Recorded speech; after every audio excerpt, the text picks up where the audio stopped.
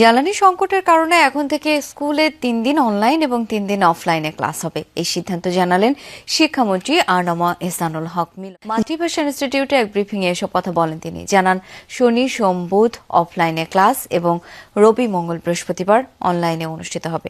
তবে স্কুলে এসেই অনলাইনে ক্লাস নিতে হবে শিক্ষকদের। এ সময় তিনি জানান, স্কুলগুলোকে ট্যাক্স ফ্রি সোলার গাড়ি দেওয়া হবে। এছাড়া ওয়াইফাই নেটওয়ার্ক সুবিধা দেওয়ার ব্যাপারেও আলোচনা করা হবে। এর আগে তিনি জানান, এখন থেকে সারা দেশে একই প্রশ্নে পাবলিক পরীক্ষাগুলো হবে। প্রশ্নপত্র যাতে ফাঁস না হয় সেই বিষয়ে কাজ করবে সরকার। জাতীয় বিশ্ববিদ্যালয়কে নিজস্ব সক্ষমতা অর্জনের পরামর্শ দেন তিনি।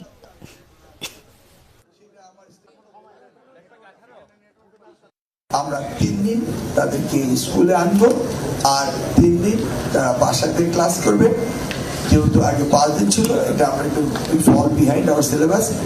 আমরা ঈদের পরে 6 দিন যাবো, সেই জায়গায় 3 দিন ক্লাসে আসবে, 3 দিন আসবে না।